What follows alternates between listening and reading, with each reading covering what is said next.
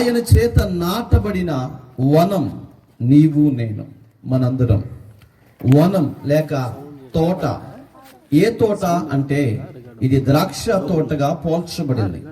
ఈ ద్రాక్ష తోటగా ఎందుకు పోల్చాడు అంటే ఈ భూమి మీద ఉన్నటువంటి అతి విస్తారముగా పంట పండగలిగే చెట్టు ద్రాక్షవల్లి. పంట పండుతుంది. ఈ ద్రాక్షవల్లిని అందరూ ప్రేమిస్తారు. ఈ ద్రాక్షవల్లిలో శ్రేష్టమైనటువంటి గుణగణాలు కలిగినది అని మీకు జ్ఞాపకం చేస్తూ ఉన్నారు. ఈ ద్రాక్షవల్లి పందిరి పైన మాత్రమే ఫలాలు ఇస్తూ ఉంటది. అది కిందకు గనక పడిపోతే ఫలాలన్నీ పాడైపోతాయి. ఈ ద్రాక్షవల్లిలో ఎలాంటి కలర్ ఉందయ్యా అని చూస్తే అన్ని రకాలు మిక్స్ అయి ఉన్నది. దీనిలో ఈ యొక్క ద్రాక్షవల్లి తీపి కలిగిన రుచి దానిలో ఉంది, వగరు కలిగిన రుచి దానిలో ఉంది, అలాగే కాస్త చేదైనటువంటిది దానిలో ఉంది, కొంచెం పులుపు దానిలో ఉంది, కొంచెం తీపి దానిలో ఉన్నది. అందుకనే ద్రాక్షవల్లి అందరూ ఇష్టపడతారు. అన్ని గుణగణాలు దానిలో ఉన్నాయి. ప్రియులారా, ఎంత అద్భుతం అంటే అంత అద్భుతం. ఆ ద్రాక్షవల్లి గురించి డాక్టర్లు సైతం ఏమంటున్నారంటే ప్రతిరోజు ఒక గ్లాసు ద్రాక్ష రసం కనుక మీరు తీసుకోగలిగితే మీ యొక్క బ్లడ్ సర్క్యులేషన్ చక్కగా ఉంటుంది. ఆ బ్లడ్ అంతటిని కూడా ఫిల్టర్ చేస్తుంది, చెడు అనేది బయటికి పంపిస్తుందని కూడా చెప్తూ ఉంటారు. నిజమే ప్రియులారా, ద్రాక్షవల్లికి అంత శ్రేష్టమైన గుణాలు ఉన్నాయి. అందుకనే యెరూషలేము పరిసర ప్రాంతాలలో ఎక్కువ ద్రాక్ష చెట్లు కనబడుతూ ఉంటాయి, ద్రాక్ష తోటలు కనబడుతూ ఉంటాయి. సరే, ద్రాక్ష తోట గురించి ఈ రోజు మనం తెలుసుకుంటున్నాం. ఇక్కడ మనం గమనిస్తే వ్యవసాయకుడైన దేవుడు తాను ఒక వనమును దాటుకున్నాడు, ఒక వనాన్ని సిద్ధపరిచాడు. ఏంటి ఆ వనం అంటే? ఏది ఆ తోట అంటే? ద్రాక్ష తోట. దేవుని వనం మిగిల్చిన కన్నీటి గాథ ఈరోజు మనం నేర్చుకుంటున్నటువంటి మాట. దేవుని వనం మిగిల్చిన కన్నీటి గాథ. దేవుడు ఒక తోట ఏర్పరచుకున్నాడు. ఆ తోట లేకపోతే ఒక వనమును ఏర్పరచుకున్నాడు. ఆ వనములోని మొక్కలు నీవు నేను మనందరం అయి ఉన్నాం. మనకు ఒక ద్రాక్షవల్లిని మంచి పేరు పెట్టాడు, ఫలించాలని కోరుకున్నాడు. ఫలించకపోతే నాలో పాలి భాగస్తులుగా మీరు ఉండలేరు అని కూడా దేవుడు చెప్పాడు. ఇలా అనేకమైనటువంటి మాటలను గురించి ప్రభు చెప్తూ వచ్చారు. ఇది మనం గమనించగలిగితే దేవుడు నాటిన ఆవనం, దేవుడు ఏర్పరచుకున్న ఆవనం ఆ రైతుకి లేకపోతే ఆ తోటమాలికి, ఆ తోటను నాటినటువంటి ఆ నాయకుడికి ఏ మిగిలిచింది అంటే కన్నీటి గాథ మిగిల్చింది. వాక్యం ఇచ్చినటువంటి వారులారా, ఓ రైతు తను పొలాన్ని తీసుకొని కౌలుకి వేసుకుంటూ పంటను పండిస్తూ ఉన్నప్పుడు ఆ పంట కొరకు పొలము దున్నింది మొదలుకొని విత్తనాలు నాటుతాడు, ఆ తర్వాత నాటు వేస్తాడు. ప్రతిరోజు లేకపోతే 2 రోజులకు ఒకసారి అయినా పొలం చుట్టూ తిరిగి ఏ తెగులు దాన్ని సమీపించకుండా, దోమలు అనేవి వాటిని తాకకుండా తగిన మందులు కొడుతూ ఉంటాడు. అవి బలపరచబడటానికి పిండేస్తూ ఉంటాడు. నీళ్లు తగ్గకుండా చూసుకుంటూ ఉంటాడు. పనున్నా లేకపోయినా ఆ పొలం చుట్టూ తిరుగుతూ పసిపిల్లను కాపాడుకున్నట్లుగా ఆ పొలాన్ని కాపాడుకుంటూ ఉంటాడు. తను ఆహారాన్ని మానుకుని కూడా, నిద్ర మానుకుని కూడా, సుఖ సంతోషకరమైన జీవితాన్ని మానుకుని కూడా తన జీవితం అంతా కూడా ఆ పొలం దగ్గర గడుపుతూ ఉంటాడు. ఆ పంట కొరకు ఎదురు చూస్తూ ఉంటాడు. అనుకున్నటువంటి టైంలో వర్షం పడుతుంటే ఆ రైతు చాలా సంతోషపడుతూ ఉంటాడు. అవి విత్తనాలు బయటకు వస్తుంటే చాలా సంతోషపడుతూ ఉంటాడు. అవి ఫలిస్తూ ఉంటే చాలా ఆనందాన్ని అనుభవిస్తూ ఉంటాడు. ఇలా ఉన్న సందర్భాల్లో ఆ పంట పండకుండా, తను అనుకున్నట్లుగా అది ఫలించకుండా ఆ ఒడ్డుకు బదులుగా పనికి మన ఒడ్డు వస్తుంటే ఆ రైతు జీవితంలో ఏముంటుంది అంటే వేదన ఉంటుంది. ఆ రైతుకి ఏం మిగిలింది అంటే ఆ వేదన మిగులుతుంది, బాధ మిగులుతుంది, దుఃఖం మిగులుతుంది, కన్నీళ్లు మిగులుతుంది. ఆ రైతు జీవితంలో సంతోషాన్ని చూడలేము. సరైన సమయానికి భోజనం చేయలేడు, సరైన సమయానికి నిద్రపోలేడు. ప్రతిరోజు ఆలోచన చేస్తూ ఉంటాడు. ఆ తోట దగ్గరికి వెళదామన్నా కానీ మనస్సు రాదు. ఎందుకంటే నేను ఎంతో కష్టపడి దానికి పెట్టుబడి పెట్టి అది ఫలించాలని కోరుకున్నాను, కానీ ఆ తోట నాకు కన్నీటి గాథను మిగిలిచింది అని వేదన పడిపోతూ ఉంటాడు. అక్కడెక్కడ కూర్చొని తనకున్నటువంటి స్నేహితులతో రక్త సంబంధంతో చెప్తూ ఉంటాడు, నాకంటే ఎక్కువగా తోటను చూసుకున్నాను, కానీ ఆ తోట నాకు కన్నీళ్లే మిగిలిచింది అని. ప్రియులారా, ఓ రైతుగా, ఓ సాటి సోదరి సహోదరుడుగా నీకు ఇలాంటి కన్నీటి గాథ నీ జీవితంలో ఎదురైతే పరలోకపు తండ్రి అయిన యేసయ్య జీవితంలో కూడా కన్నీటి గాథ ఎదురయ్యింది.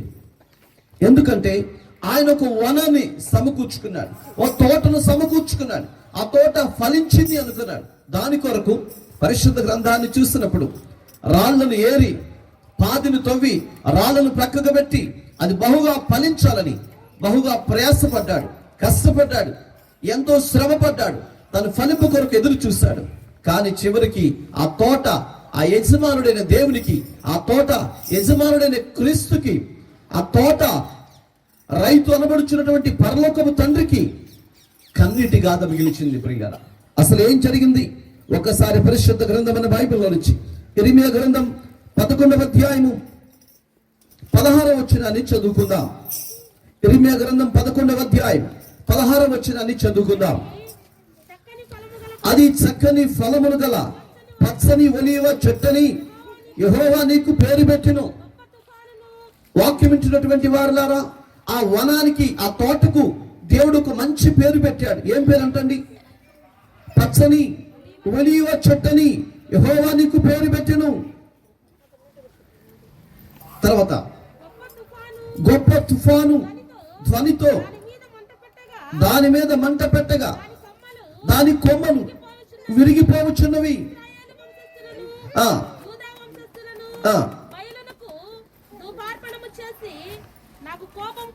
కోపము పుట్టించారు. దేవుడైతే తోట సిద్ధపరచుకున్నాడు, అది బహుగా ఫలించాలనుకున్నాడు, అభివృద్ధి చెందాలనుకున్నాడు. కానీ జరిగిన కార్యక్రమం ఏమిటంటే అది దేవునికి వ్యతిరేకంగా మారిపోయింది. దేవుని దుఃఖపరిచేదిగా మారిపోయింది.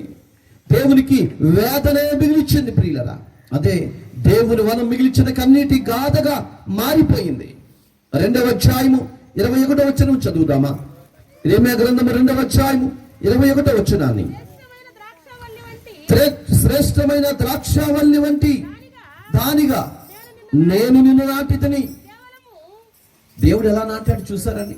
శ్రేష్టమైన విత్తనాలతో నాటాడు, శ్రేష్టమైన ద్రాక్షవల్లి నాటాడు. శ్రేష్టమైన ద్రాక్షవల్లి నాటినప్పుడు అది శ్రేష్టమైన ద్రాక్ష ఫలాలే ఫలించాలి. మంచి విత్తనాలు తీసుకొచ్చి నాటినప్పుడు మంచి విత్తనాలే, మంచి పంటే రావాలి. అక్కడ పొలంలోకి వెళ్ళి రైతు పంట వేసేటప్పుడు, విత్తనాలకు వెళ్ళేటప్పుడు 10 చోట్ల అడుగుతాడు. ఆ విత్తనాలు చూసిన తర్వాత కూడా బయటకు వచ్చి ప్రక్రమను అడుగుతాడు, పలానా వ్యక్తి దగ్గర విత్తనాలు తీసుకోవచ్చా, బాగా ఫలిస్తాయా అని అడుగుతూ ఉంటారు. విత్తనాలు అంటే ఎక్కువ మినుములు, ఈ మొక్కజొన్న కండి విత్తనాలు, ఇలాంటివన్నీ కూడా వాటిని చూస్తాం, మనకు నచ్చుతాయి. నచ్చిన తర్వాత కూడా ప్రక్రమను అడుగుతాం, పలానా ఆయన దగ్గర విత్తనాలు మంచిగా ఉంటాయా, తీసుకోవచ్చా అని 10 చోట్ల విచారిస్తాం. షాపులోకి వెళ్ళినప్పుడు, లేకపోతే ఒక రైతు దగ్గర విత్తనాలు కొంటాకి వెళ్ళినప్పుడు 2 రకాలు చూపిస్తాడు. ఏ అయితే 100 రూపాయలు, ఏ అయితే 120 రూపాయలు. నీకు ఏ కావాలి అడిగినప్పుడు, అయ్యా 100 రూపాయలు విత్తనాలు ఇవ్వండి అంటాం మనం. అలా అను. మనం చేసే పని ఏంటి తెలుసా? అప్పు చేస్తేనే సరే మంచి విత్తనాలే తీసుకుంటాం. సాధ్యమైనంత వరకు ఆ వాటిని 20 రూపాయలు తగ్గించి మనం అడుగుతాం. ఆయన కనుక ఇవ్వకపోతే పర్వాలేదయ్యా, మాకు మంచి విత్తనాలే కావాలని అవి తీసుకుంటాం. అవసరమైతే ఇంటికి వచ్చి డబ్బులు తీసుకెళ్తాం, అప్పు చేస్తాం, ఏదేదో చేస్తాం. ఏది చేస్తైనా మంచి విత్తనాలే నాటుతాం. ఆ రైతును అడుగుదాం, బాబు మామూలు విత్తనాలు నాటొచ్చు కదా, అంత ఖర్చు పెట్టి ఎందుకు నాటుతున్నావంటే, నేను మంచి విత్తనాలు నాటితే నాకు మంచి పంట వస్తుంది అనే ఆలోచన. మన దేవుడైన, వ్యవసాయకుడైన, సైన్యములకు అధిపతి యెహోవా ఆయన అంటున్నాడు, శ్రేష్టమైన ద్రాక్షవల్లి వంటి దాన్ని నేను నాటితునే. ఏమి నాటాడండి? శ్రేష్టమైన ద్రాక్షవల్లి వంటి ద్రాక్ష తీగలు నేను నాటిదని. తర్వాత మాట, కేవలము నిక్కమైన విత్తనములు చెట్టు వంటి దానిగా నిన్ను నాటిదని. ఖచ్చితమైనటువంటి సంపూర్ణమైన శ్రేష్టమైన విత్తనములు కలిగిన చెట్టు వలె నేను నాటాను. అంటే పరలోకపు తండ్రి తప్పేమి కనబడతలేదండి. కొన్ని సందర్భాలలో పొలంలో ఉన్నటువంటి రైతులు గాలి వచ్చి పడిపోయినప్పుడు ఈ రైతులు వెళుతూ మాట్లాడుకుంటుంటారు, ఈ పొలం ఎందుకు పడిపోయిందయ్యా అంటే, వీడు పిండి బాగా వేశాడు, అది పైరు బాగా పెరిగింది, అది ఎరగ తీసుకుని పడిపోయింది అని కొంతమంది. మరికొంతమంది అక్కడక్కడ పంట పండకపోతే వీడు మంచి పిండి వేయలేదు, ఏదో పనికి మాలిన పిండి తక్కువ వచ్చిందని తీసుకొచ్చేసాడని మరికొంతమంది, ఈరియా తీసుకొచ్చేసాడని మరికొంతమంది రకరకాలుగా మాట్లాడుకుంటూ ఉంటారు. పడిపోయినటువంటి ఆ రైతు గురించి తనకు నచ్చిన విధంగా మాట్లాడుకుంటూ ఉంటారు. ప్రియులారా, మంచి పిండి వేశాడు అయినా పడిపోయింది అనుకోరండి, ఏదో లోపం జరిగిందంటారు. ఈ లోపం అనేది ఏది లేకుండా నా తండ్రి పరలోకపు అధికారి శ్రేష్టమైన విత్తనాలు తీసుకొచ్చి నాటాడు. ఏ విత్తనాలు? ద్రాక్షవల్లి. శ్రేష్టమైంది, నిక్కమైంది, ఖచ్చితమైంది, సంపూర్ణమైంది. అలాంటి ద్రాక్షవల్లి తీసుకొచ్చి అది నాటాడు. అంటే పరలోకపు తండ్రిది ఏ పొరపాటు లేదండి. నాటడమే కాదు, దానికి నీళ్లు ఇచ్చాడు, అది బహుగా ఫలించాలని శ్రమపడ్డాడు, కష్టపడ్డాడు, శరీరము దున్నబడినంతగా శ్రమపడ్డాడు. ప్రియులరా, వాక్యములకు వెళదాం. నాటితిని నాకు జాతిహీనపు ద్రాక్షావళి వలె నీవెట్లా భ్రష్ట సంతానమైతివి. ఒక దినాన నాటినటువంటి దేవుడే ఆ ద్రాక్షవల్లి దగ్గరకు వస్తే ఆ ద్రాక్షవల్లి తోట ఎలా ఉందో తెలుసండి, భ్రష్టమైన తోటగా మారిపోయిందంట. ఆ పరలోకపు తండ్రి గుండెల్లో కన్నీళ్ళు వచ్చేస్తాయి అండి. నేనైతే మంచి విత్తనాలు తెచ్చాను, బాగా నాటాను, చక్కగా నా మట్టుకు నేను ఏ కొరత లేకుండా చేశాను, కానీ ఎలాంటి ద్రాక్షవల్లి వచ్చిందంటే భ్రష్టమైంది వచ్చింది. పనికి మాలిన కాయలు వచ్చాయి, వాటిని చూస్తే అసహించుకునేలాగొచ్చాయి, తినడానికి పనికి రావటం లేదు, ఎవరికి ఉపయోగం లేదు. పరలోకపు తండ్రి ఆ రైతు గట్టు మీద కూర్చుని దుఃఖపడుతున్నాడండి. ఈ వనం పరలోకపు తండ్రికి ఏం మిగిలించినాయి అండి? దుఃఖాన్ని కలిగించింది. అదే మీకు జ్ఞాపకం చేస్తున్నాను. దేవుని వనం మిగిల్చడానికి అన్నిటి కాదా, అది దేవుని వనమే. దేవుని చేత నాటబడిందే, దేవుని చేత ఏర్పరచబడిందే, దేవుడు సహాయం చేస్తేనే ఆ తోట ఫలించింది. కానీ చివరికి వచ్చే తనకి ఏమైపోయిందంటండి? భ్రష్టమైందిగా మారిపోయింది. ఈరోజు చాలా మంది దేవుని చేత పిలువబడిన వాళ్ళే, దేవుని చేత ఏర్పరచబడిన వాళ్ళే, మారు మనసు పొంది పాప క్షమాపణ నిమిత్తం బాప్తిసం పొంది ప్రభురాత్రి సంస్కారాధనలో పాల్గొంటూ దేవుని పిల్లలుగా బ్రతుకుతున్నారు. కానీ ఫలింపు ఉండటం లేదు, ఆశీర్వాదం ఉండటం లేదు, మార్పు లేని జీవితాలుగా ఉండిపోతున్నాయి. అవి దేవునికి నచ్చుతాయి అంటే దేవునికి నచ్చవు. దేవుని ఇష్టపడేది వాటిని కాదండి. ఎలాంటివంట?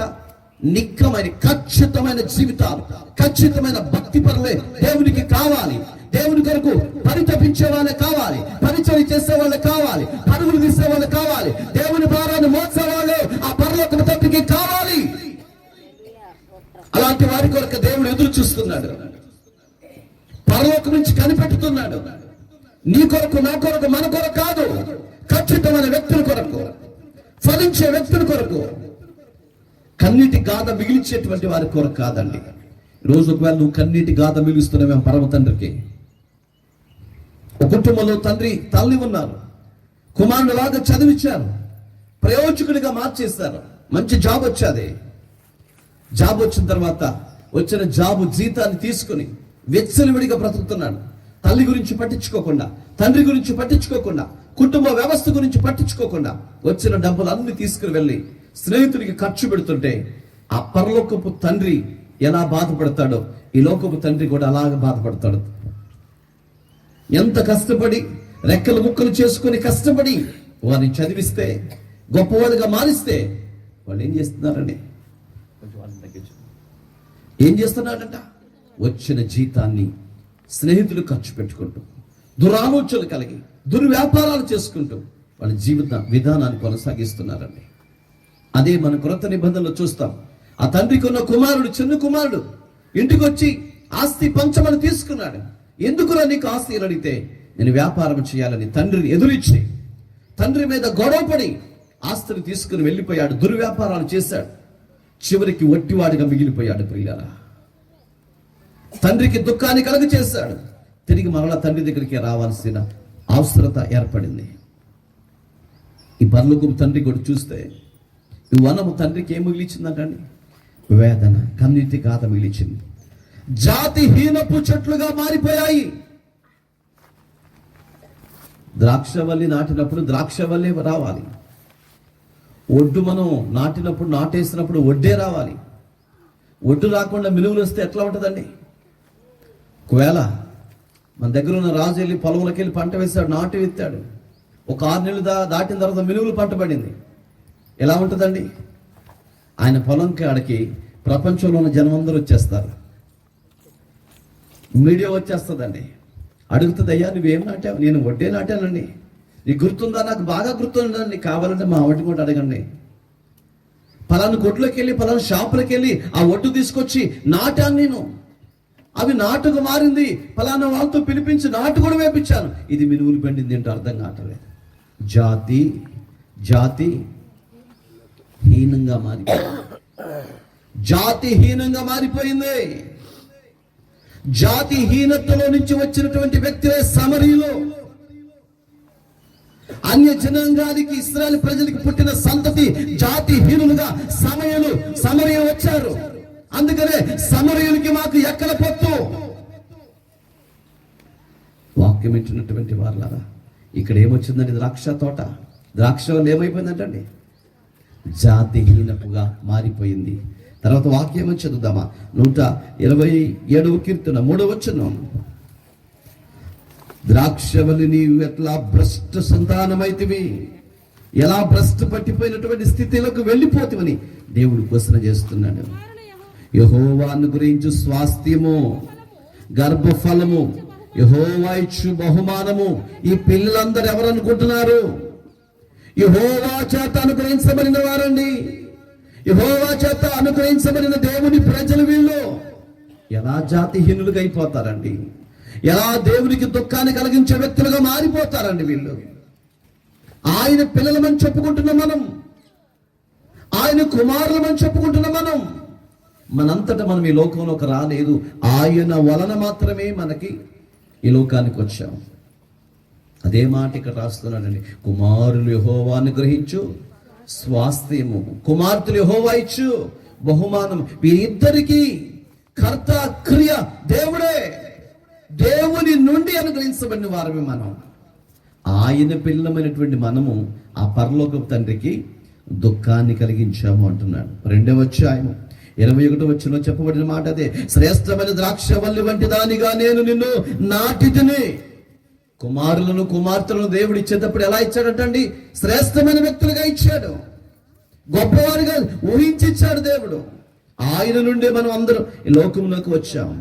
కేవలం నిక్కమైన విత్తనముల వలె చెట్లు దాని వంటిగా నేను నాటి తిని, నాకు జాతిహీనపు ద్రాక్షవల్లి వలె నువ్వెలా మారితివి, ఎలా మారితివి? కుమారులు కుమార్తెలు ఇచ్చింది దేవుడైతే వాళ్ళు ఎలా ఉండాలంటండి? దేవుని పిల్లలుగా ఉండాలి. కానీ ఇప్పుడు ఎలా చేస్తున్నారంటండి? తండ్రికి తల్లికి దుఃఖాన్ని కలిగించేవారుగా, ఆవేదన మిగిలించేటువంటి ప్రజలుగా మిగిలిపోయారు అంటున్నాడు. యెషయా గ్రంథం 5వ అధ్యాయం 1వ వచనాన్ని చదువుకుందాం. యెషయా గ్రంథం 5వ అధ్యాయం 1వ వచనం. నా ప్రియుని గురించి పాడెదను వినుడి, అతని ద్రాక్ష తోటను బట్టి నాకిష్టుడైన వాని గురించి పాడెదను వినుడి. సత్తువ భూమి గల కొండ మీద నా ప్రియునికి ఒక ద్రాక్ష తోట ఉన్నది. ఎక్కడంటే ఎక్కడుందంట? సత్తువ కలిగిన శక్తివంతమైన భూమి. శక్తివంతమైన భూమిలో ఒక ద్రాక్ష వల్లి, ద్రాక్ష తోట నా ప్రియునికి కలదు. ఎవరా ప్రియుడు? పరలోకపు ఆ రైతే, పరలోకపు తండ్రే నా ప్రియుడు. ఆయనకు ఒక ద్రాక్ష తోట కలుగుతూ, ఆ ద్రాక్ష తోట ఎక్కడుందంటే ఇక్కడ చక్కగా చెప్తున్నాడండి. నా ప్రియుని గురించి నేను పాడిదను వినుడి, అతని ద్రాక్ష తోటను బట్టి నాకు ఇష్టమైన వాని గురించి నేను పాడిదను వినుడి అంటూ సత్తువ భూమి కలిగిన కొండ మీద. హల్లెలూయా! ఆయన తోట ఎక్కడుందండి? కొండ మీద. దేవుడు తన పిల్లల్ని ఎప్పుడు చూసినా ఎత్తైన స్థానంలో పెట్టాలని ఆశపడతాడండి. దిగజారిపోయే స్థితిలో ఉండాలని దేవుడు అనుకోవడం. ఈరోజు దేవుని వాక్యం వింటున్నటువంటి ప్రియ దేవుని పిల్లలారా, మనందరము ఉన్నత స్థితిలో ఉండాలని ప్రభు కోరుకుంటాడు. అభిషేకింపబడిన వారుగా ఉండాలని ప్రభు కోరుకుంటాడు. విలువ కలిగిన బిడ్డలుగా బ్రతకాలని ప్రభు కోరుకుంటాడు. ఆశీర్వదింపబడిన దేవుని పిల్లలుగా బ్రతకాలని కోరుకుంటాడు. ఎప్పుడు ఏడుస్తూ ఉంటాం, ఎప్పుడు దుఃఖపడటం, ఎప్పుడు ఆర్థికమైన సమస్యల్లో కూరుకుపోవటం అది దేవుని చిత్తం కానే కాదండి. ఆయన ఎక్కడ నాటాడు తెలుసా? ఉన్నతమైన కొండపైన నిన్ను నాటాడు. ఆ కొండపైన ఏముందండి? సత్తువ కలిగిన భూమి అది, శక్తివంతమైన భూమి అది. శక్తివంతమైన భూమిలో ఆ కొండపైన నా దేవుని ఒక ద్రాక్ష తోట ఉంది ఆయనకి. ఆ తోటలో మొక్కలే మీరు, నాటబడిన వనమే మీరు. మనందరము ఆయన చేత నాటబడిన దేవుని వనమై ఉన్నాం, దేవుని మొక్కలమై ఉన్నాం. మనం ఏ మొక్కలండి ఇవి? జాతిహీనపు మొక్కలా, జాతి కలిగిన మొక్కలా? దేవుడైతే జాతి కలిగిన మొక్కలుగా మనం నాటాడండి. నిఖరమైన విత్తనాలతో ప్రభు మనం నాటాడు. మనము జాతి కలిగిన వారిగానే ఉండాలి. ఏ జాతి అండి? ఏ జాతి అండి? బైబిల్ గ్రంథంలో ఆయన చెప్తూ వచ్చాడు, మీరు చీకటిలో నుంచి ఆశ్చర్యకరమైన వెలుగులోనికి మిమ్మల్ని పిలిచిన వాని గుణాతిశయములను ప్రచురము చేయి నిమిత్తం ఏర్పరచబడిన దేవుని వంశము, రాజుకులైన దేవుని వంశం మీరు, రాజులు మీరు. మీకు ఒక కేటగిరీ, మీకు ఒక ఆధిక్యత, మీకు ఒక గొప్పతనాన్ని ప్రభు ఇచ్చాడు ప్రియులారా.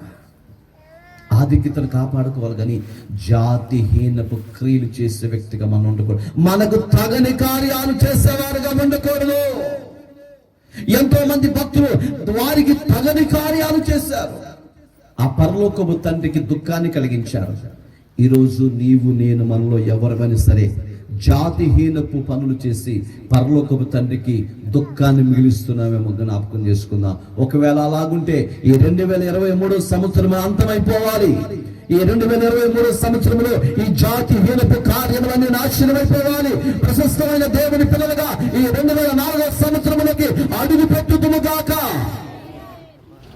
హల్లెలూయా. వాక్యం ఇచ్చినటువంటి వాయిస్ మారిపోతే జాగ్రత్తగా గమనిస్తే నా ప్రియుని గురించి నేను పాడుతాను. 2వ వచనం చదువుదామా? 2వ వచనం, ఆయన దానిని బాగుగా త్రవ్వి. దేవునికి మహిమ కలుగును గాక. తోట అంటే, వనం అంటే ఆ పరలోకపు తండ్రికి ఎంత ప్రేమ తెలుసండి? పిచ్చి ప్రేమ. ఎంత ప్రేమ అండి, ఎంత గొప్ప ప్రేమ అండి. తోట అంటే ప్రేమ, తోటలో నాటబడిన మొక్కలంటే ప్రేమ. ఈరోజు మనం పంట పండించుకోవటానికి నాటు విత్తనాలు వేస్తున్నాం. నాటు విత్తనాలు వేసిన తర్వాత పిండి చల్లుతున్నాం. ఆ పిండి పొలానికా మొక్కలకా? మీరు మాట్లాడలేదు. ఒక పని చేయండి, పంట అంతా కోసుకున్నారు కదా, ఇప్పుడు మీరు నేను ఆటో పిలిపిస్తాను, 10 కట్టలు ఏరియా లేకపోతే డిఏపి తీసుకెళ్ళి తోటలో జల్లుతారా? పంట పొలంలో జల్లరు. అంటే మీ ఉద్దేశం ఏంటంటే ఆ పిండి మొక్కలకి కానీ పొలానికి కాదు. ఆ మొక్కలేంటి? నాటు మొక్కలు. ఈరోజు ప్రభు ఆ మొక్కలంటే, ఆ వనం అంటే ఎంత ప్రేమ అంటే దాని కొరకు తన ప్రాణాన్ని పెట్టాడండి. అంత ప్రేమ. హల్లెలూయా. ఆ మొక్కల కొరకు ప్రాణాన్ని పెట్టేశాడండి. ఓ తల్లిగా, తండ్రిగా మీ పిల్లలంటే మీకు కూడా చాలా పిచ్చి ప్రేమ. వాళ్ళు ఎన్ని చేసినా, ఎన్ని తిట్టినా, ఎన్ని కొట్టినా, ఎన్ని మాట్లాడినా ఆ పిల్లల కోసమే బ్రతుకుతూ ఉంటారు. ఏం చేసినా పిల్లలు పిల్లలు పిల్లలు పిల్లలు అంటూ ఉంటారు. అవునండి, అవును. కడుపును పుట్టారు కాబట్టి వాళ్ళంటే వాళ్ళ కొరకు ఎంతైనా కష్టపడతారు, ఎంతైనా బాధపడతారు, వాళ్ళ కొరకు ఎంతైనా శ్రమ పడతారు ప్రియులారా. వాళ్ళు బాగుంటే చాలు అని కోరుకుంటారు ప్రతి తల్లి, ప్రతి తండ్రి.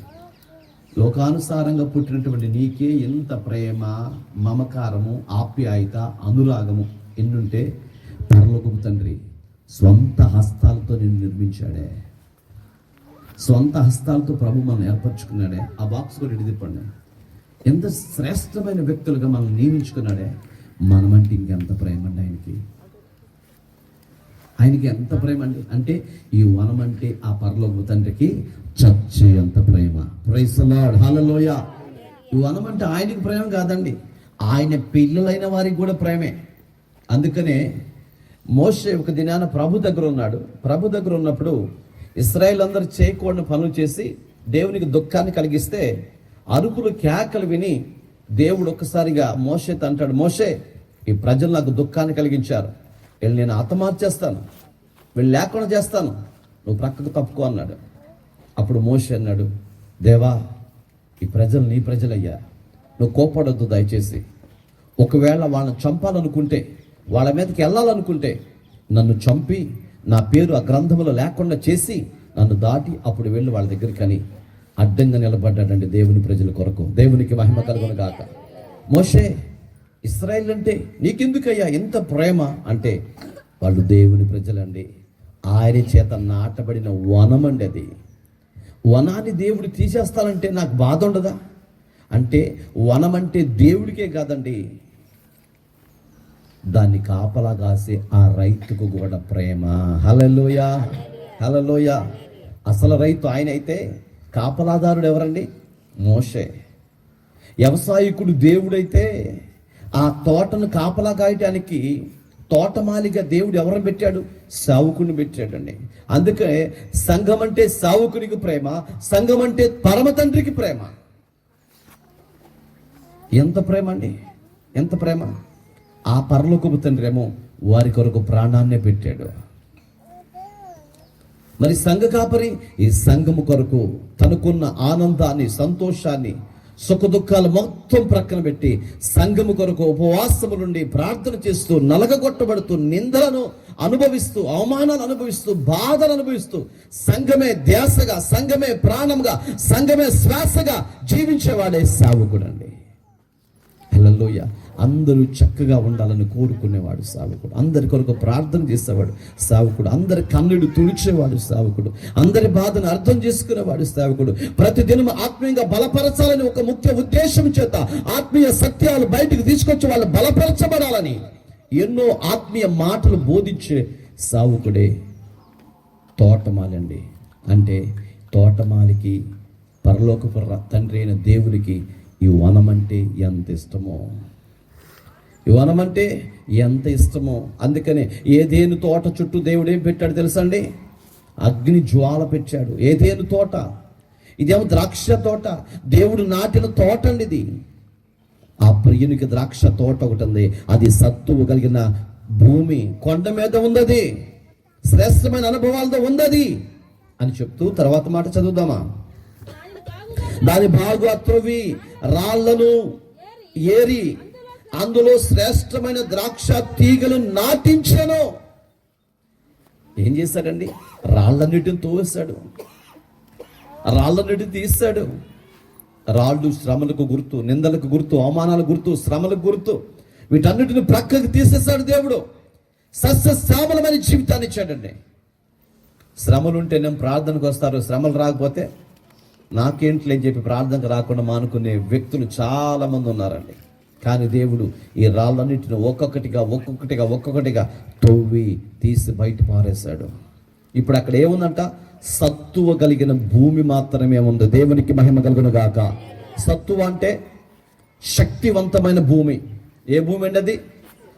చెప్పండి నోరు తెరిసి. శక్తివంతమైన భూమి.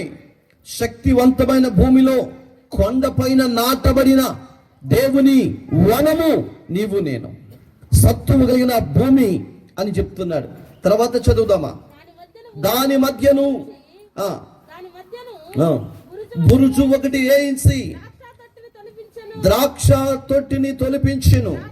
ద్రాక్ష పళ్ళు ఫలింపవలెనని ఎదురు చూస్తూ ఉండెను, గాని అది కారు ద్రాక్షలు కాసెను. చెట్టు చుట్టూరు, ఆ వనము చుట్టూరు దేవుడు కంచె పెట్టాడు. ఆ తోట పడిపోకుండా చక్కటి పందిరు వేయించాడు. మధ్యలో సపోర్టుగా పెద్ద స్తంభాలు తీసుకొచ్చి నాటాడు. సురక్షితంగా ఉండేలాగా చేశాడు.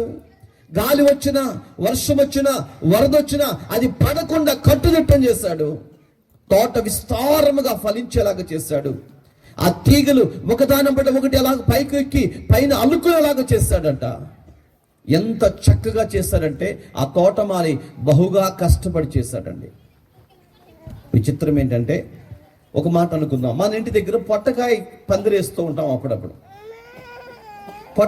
పొట్టకాయలు కాపిస్తూ ఉంటారు చాలా మంది.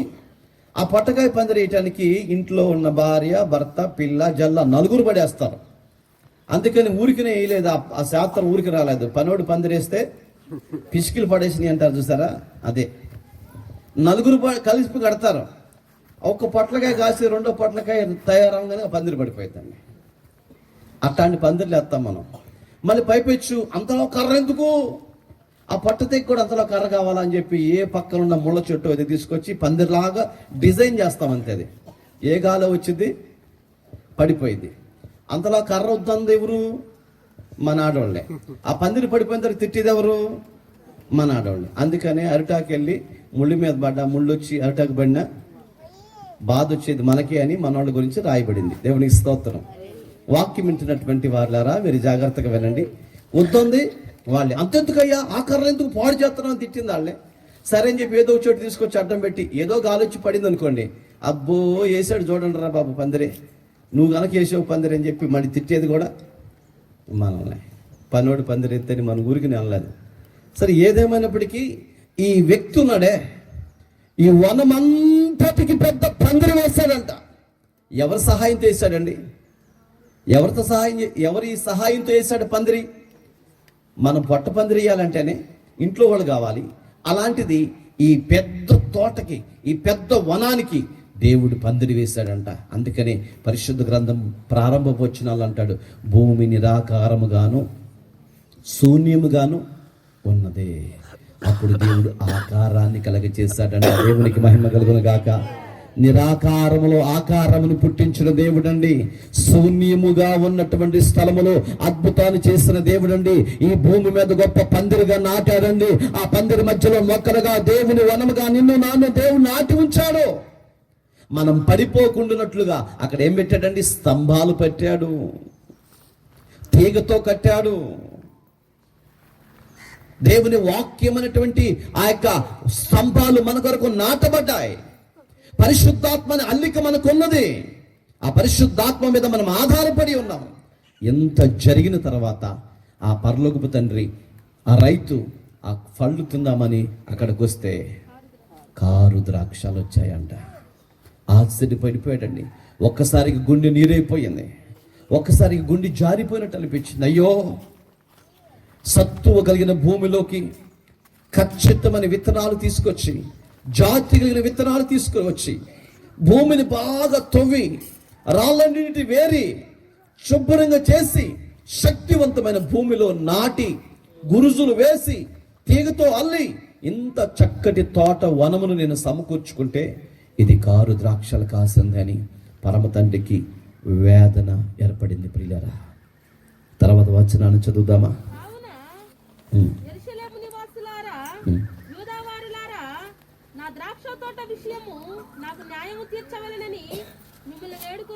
రెండవ వచనం చదువుదాం ఒకసారి. బాగుగా తవ్వి రాళ్ళను వేరి శ్రేష్టమైన ద్రాక్ష తీగలు నాటించును, దాని మధ్యను గురుజు ఒకటి వేయించి ద్రాక్ష తొట్టిని తొలిపించును, ద్రాక్ష పండ్లు ఫలింపలేని ఎదురు చూస్తూ ఉండెను, గాని అది కారు ద్రాక్షలు కాసెను. 4వ వచనం, నేను ద్రాక్ష తోటకు చేసిన దానికంటే మరేమి దానికి చేయగలను, అది ద్రాక్ష పండ్లు కాయునని నేను కనిపెట్టినప్పుడు అది కారు ద్రాక్షలు కాయుటకు కారణమేమిటి? క్వశ్చన్ మార్క్ ఇచ్చేస్తున్నాడు చూడండి. అక్కడ ద్రాక్ష తోటకి ఎంత చేశాను నేను, ఓ వ్యక్తి ఎంత చేయగలుగుతాడో దానికంటే ఎక్కువ చేస్తాను నేను, దానికంటే ఎక్కువ చేశాను. కానీ అది ద్రాక్ష కాయలు కాయలేదు, జాతిహీనపు కాయలు కాసింది. జాతిహీనపు సంతతి బయటకు వచ్చాది. ఎందుకు ఇలా జరిగిందని దేవుడు అక్కడ క్వశ్చన్ చేస్తూ మాట్లాడుతున్నాడు. 5వ వచనం చదువుదాం. ఇప్పుడు ఆలోచించండి, నేను ఆలోచన చేయండి, నేను ఆ ద్రాక్ష తోటకు చేయబో కార్యము మీకు తెలియచెప్పేదను. నేను అది మేసివేయబడినట్లు దాని కంచెను కొట్టివేసేదను. వాక్యం వింటున్నవా కదా? దేవుడు చూశాడు చూశాడు చూశాడు చూశాడు, చాలా చూశాడండి. చివరికి ఏం జరిగింది తెలుసా అండి? 6 ద్రాక్షాలు మిగిలిపోయాయి. ఎంత ఓర్పుతో, ఎంత సహనముతో, ఎంత కష్టపడి, ఒక్కడే బహుగా శ్రమపడి, శ్రమ అనుకోకుండా అంత కష్టపడి చేస్తే చివరికి ఏమైపోయిందంట? 6 ద్రాక్షలు వచ్చాయి. ఎంత ఏడ్చుంటాడో, ఎంత బాధపడి ఉంటాడో. ఎందుకంటే జాతిహీనపు ఫళ్ళు అక్కడ వచ్చాయి. జాతి కలిగిన విత్తనాలు విత్తాడు కాబట్టి జాతి కలిగిన ద్రాక్ష వస్తుంది అనుకున్నాడు. కానీ జాతిహీనపు ఆ 6 ద్రాక్షలు చూసేతలకి దేవుని గుండె నీరైపోయింది. ప్రియులారా, ఇప్పుడు చెప్పండి, దేవుని వనం ఏం మిగిలిచిందంట? కన్నీటి గాథ. దేవుని వనం, దేవుని సంఘం, దేవుని ప్రజలు, దేవుని చేత ఎన్నుకోబడినటువంటి వారే ఆ పరలోకపు తండ్రికి కన్నీటి గాథను మిగిల్చారు. ఆ కన్నీటి గాథ మిగిల్చినటువంటి వారిలో నీవు నేను ఉన్నాం. కన్నీటి గాథ మిగిల్చాల్సిన వాళ్ళం కాదండి, దేవునికి సంతోషాన్ని కలిగించే వారిగా ఉండాలి. యేసుక్రీస్తు ప్రభువు లోకానికి వచ్చినప్పుడు పరిశుద్ధాత్మ పావురము వలె ఆయన మీద వాలినప్పుడు, ఈయన నా ప్రియకుమారుడుగా ఉండవలసినటువంటి దేవుని వనములో నాటబడిన నీవు నేను, ద్రాక్షవల్లి అనబడుతున్నటువంటి నీవు నేను దేవునికి దుఃఖాన్ని కలిగించేవారుగా ఉండకూడదండి. అప్పుడు దేవుడు ఏమి నిర్ణయం తీసుకున్నాడు, ఏమి చేయాలనుకుంటున్నాడో తర్వాత జ్ఞాపకం చేసుకుందాం. తలలో ఉంచండి, ప్రార్థన చేసుకుందాం. తోటను కొండపైన సత్తువు కలిగిన భూమిలో నాటాలని ఆలోచన చేసి దాన్ని నాటారు. దాని చుట్టూ భద్రత ఇచ్చారు. పాదిని తవ్వి రాళ్లను ఏరి నీళ్లు పెట్టి ఆ మొక్కలు ఫలించేలాగా బహుగా శ్రమపడ్డారు, బహుగా ప్రయాసపడ్డారు. దానికి చక్కటి కట్టుబాటు పెట్టారు, సిద్ధపాటు పెట్టారు. తోట అయితే చక్కగా ప్రభువా ఫలించింది, పచ్చని చెట్లు వలె అయిపోయాయి. కానీ చివరికి ప్రభువా 6 ద్రాక్షాలు కాసింది ప్రభువా, జాతిహీనపు కాయలు కాసింది ప్రభువా. అది నీకు దుఃఖాన్ని కలిగించింది ప్రభువా. అలా ఒకవేళ మేమున్నామేమో, ఈ లోకంలో మమ్మల్ని ప్రత్యేకపరిచారు, పవిత్రపరిచారు, నీ బిడ్డలుగా బ్రతకడానికి కురిపించారు తండ్రి. కానీ బిడ్డలుగా బ్రతకలేకపోతున్నామేమో, నీకు దుఃఖాన్ని కలిగిస్తున్నామేమో, నీకు బాధను కలిగిస్తున్నామేమో. ఈ 2023 సంవత్సరం మా జీవితాన్ని సరిచేసుకొని నీ బిడ్డలుగా బ్రతికే భాగ్యాన్ని దయచేయమని ప్రార్థిస్తున్నాం. ఇంకా జరగవలసిన కార్యం అంతా నీ చేతులకు అప్పగిస్తున్నాం ప్రభా. మిగిలినటువంటి వాక్యాన్ని మరొకసారి జ్ఞాపకం చేసుకుని, అయ్యా మేమందరం నీ బిడ్డలుగా బ్రతకడానికి సహాయం చేయండి. ఈ 2023 సంవత్సరం ఈ రోజుతో పూర్తవుతుంది నాయన. 24లోకి ప్రవేశించబోతున్నావు తండ్రి. అందరూ కూడా సంతోషంతో, సమాధానంతో, నెమ్మదితో పాపమును విడిచిపెట్టి పరిశుద్ధులమై అపవిత్రత విడిచిపెట్టి ఆయన నీ బిడ్డలుగా నీకు సంతోషాన్ని మిగిల్చిన వనముగా భాగ్యవంతులుగా మారి నీ కొరకు బ్రతకడానికి సహాయం చేయమని ఇంతవరకు మాతో ఉన్నందుకు వందనాలు చెల్లించుకుంటూ యేసయ్య నామములో ప్రార్థన చేసి వేడుకుంటున్నాము తండ్రి. ఆమేన్. Praise the Lord. సాక్ష్యాలు చెప్పే